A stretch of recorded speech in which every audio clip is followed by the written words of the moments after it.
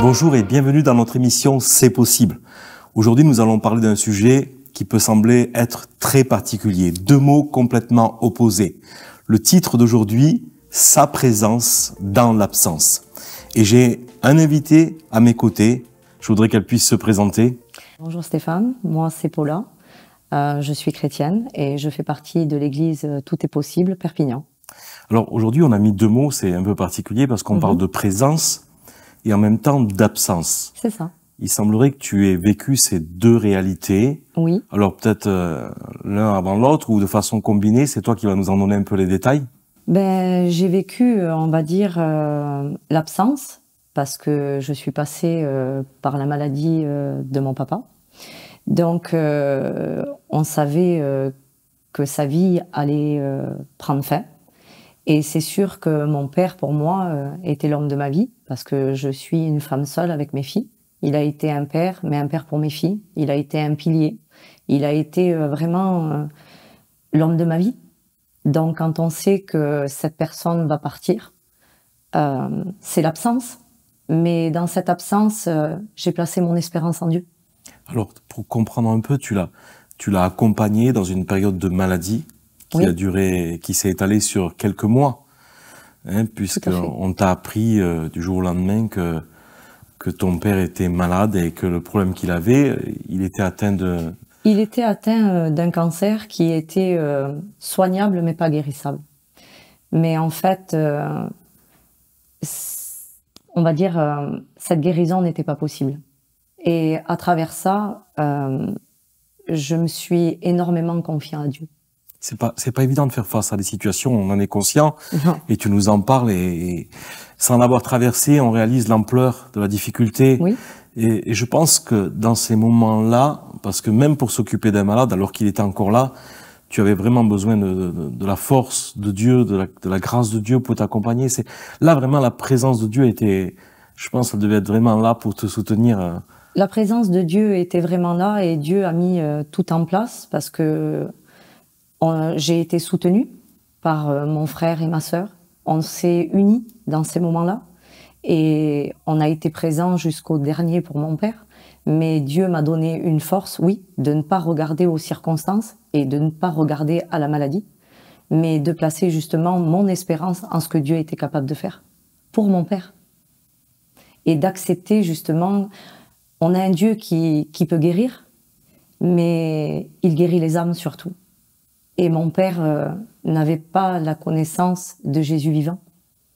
Et pour moi, l'espérance que j'ai placée en lui, c'était que Dieu était capable, avant qu'il parte, de pouvoir se montrer à lui. Ça, c'est extraordinaire parce que Dieu a permis qu'il ait un témoin sous ses yeux dans les moments capitaux de sa vie, puisque on pourrait dire c'était ces derniers mois. Et néanmoins, le Seigneur a mis en valeur, eh bien, par la vie de ses enfants qui étaient présents, quoi, le caractère de Jésus, à travers vous. C'est la présence de Dieu était là et elle te soutenait. De Dieu était là et il a permis à des instants ou des moments durs où mon père savait qu'il allait partir, à ce que je puisse, en ayant un énorme respect pour mon père et sachant ses convictions, pouvoir lui témoigner de Jésus, pouvoir lui témoigner que cette terre, on n'était que de passage et qu'il y avait une vie après. Et cette vie, elle était pour l'éternité. Et que s'il croyait en Jésus, il fallait qu'il lui parle. Et Dieu a permis d'ouvrir les portes. Alors toute cette partie, bien entendu, Paula, elle est très importante parce que ça a bâti quelque chose de fort et de solide en toi. Oui. Mais je voudrais parler de comment tu as vécu ce avant et ce après, parce que malheureusement, il y a eu un moment où, eh bien, le deuil est arrivé, la séparation est arrivée, et il y a eu deux stades. Ce moment où tu as été là, à ses côtés, pour l'aider, pour donner vraiment ce qu'il avait besoin. Mais après, il y a eu cette période aussi de détachement. Et comment tu pourrais parler de ces deux étapes fortes dans ta vie? En parler, c'est-à-dire que quand on vit la situation, on est dans la situation. Et en fait, on voit pas trop ce qui se passe autour de nous. La seule chose que dans ces instants j'ai vue, c'est que Dieu a placé une espérance en moi, que aujourd'hui ça m'a aidé à grandir. Et j'ai appris que l'espérance, c'était la foi, en fait. Et cette foi que j'ai placée pour mon père, j'étais loin de m'imaginer que Dieu, à travers ça, pouvait combler le manque et l'absence d'un père. Quand tout a été fini, je m'attendais à vivre la séparation, la souffrance, la douleur, le manque, l'absence. Et au lieu de ça, j'ai été choquée. Parce que Dieu a permis, dans cette épreuve, que après j'aille la paix, que j'aille justement cette espérance que je le reverrai un jour. Et que une fois que je sais que Dieu est capable de nous donner dans l'épreuve au-delà de ce qu'on peut espérer, si nos yeux restent fixés sur lui, si notre espérance reste en lui, même s'il y a des moments où c'est pas forcément facile, où il y a des moments où on se tourne vers Dieu et on lui dit « j'ai besoin d'un mot de toi ». Et en quelques minutes, ce mot, on le reçoit. Et c'est, oui, quelque part, c'est contradictoire, mais c'est une joie, c'est une paix qui vient nous combler. Et il vient remplacer le manque qui est immense. Et c'est une dimension, oui, c'est divin. Alors moi, avec un regard extérieur, ce que je remarque dans ce que tu as vécu, je sais pas si tu l'as vraiment réalisé, c'est que dans un premier temps, tu l'as accompagné, tu lui as communiqué quelque chose. En fait, tu as joué un rôle, tu l'as presque préparé, mais en même temps, la situation te préparait aussi à toi. Tout à fait. Parce qu'elle a mis une valeur, et tu en as parlé avec une belle réalité, c'est une valeur inestimable, l'espérance. Il y a un texte d'ailleurs que j'aimerais rappeler à l'occasion, c'est que l'espérance est semblable à une ancre pour notre âme, qui est capable dans la pire des tempêtes de nous immobiliser, de nous maintenir à flot, quoi, en quelque sorte. Et c'est tout ce que tu vis, parce que beaucoup de personnes, suite à un deuil, peuvent s'effondrer complètement, partir en forme de dépression. La détresse est tellement grande, la séparation est tellement frontale comme un choc, et que on a du mal à gérer ces situations. Mais je vois en même temps, dans ce que tu vis, une force qui est la foi, comme tu l'as dit, une force comme l'espérance. C'est ça. Et en même temps une tranquillité, une sérénité. Oui, tout à fait, tout à fait. On est malheureusement beaucoup à être confrontés à ce genre de situation, pour pas dire tous, plus ou moins à un certain moment de notre vie.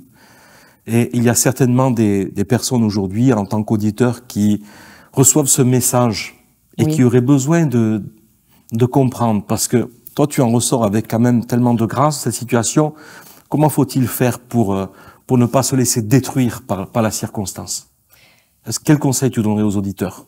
Si j'aurais un conseil aujourd'hui à donner aux auditeurs, c'est que peu importe ce qu'on traverse, peu importe la situation, peu importe la difficulté de la situation, si on reste nos regards, nos pensées et notre cœur ancrés en Dieu dans cette espérance, il peut nous donner au-delà de ce qu'on espère. Quand on vit cette situation, oui, il est l'espérance, il est le rocher de notre vie.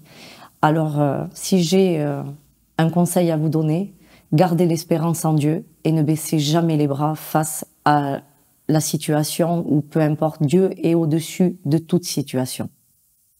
Merci Paula pour ces précieux conseils.